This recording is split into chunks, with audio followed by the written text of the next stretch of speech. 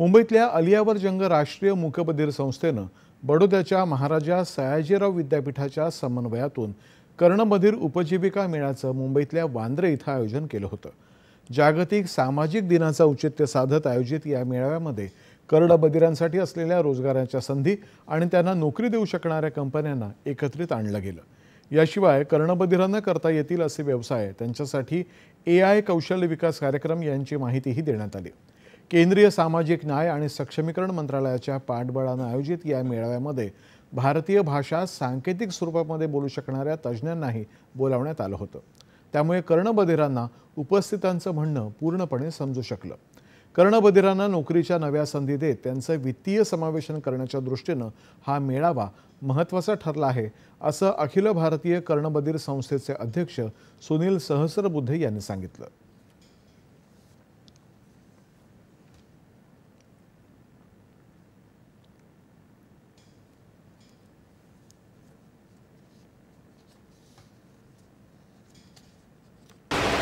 इथे सगळे जे डेफ लोक आहेत ते त्यांना बरेच जॉब्समध्ये बॅरियर्स आहेत, त्यांना जॉब्स मिळत नाही आहेत, ते खूप नोकऱ्या शोधतायत, त्यांना मिळत नाही आहे। तर आम्ही MSUनी कोलॅबरेट केलं आहे AYJ-NIHH बरोबर, आणि ह्या कोलॅबरेशनमध्ये सगळ्या डेफ लोकांना इथे बोलवलं आहे।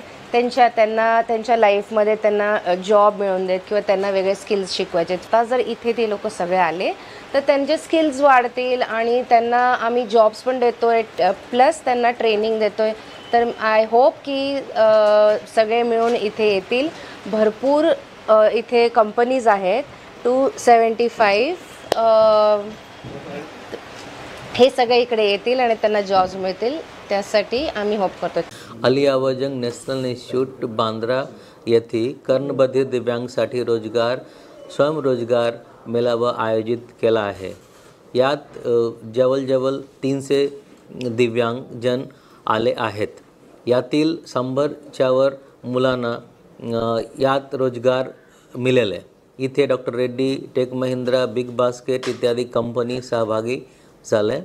सबका साथ सबका विकास ध्येय पुढे ठेवून आम्ही जास्तीत आमच्या मुलांना रोजगार देण्यासाठी प्रयत्न करत आहेत।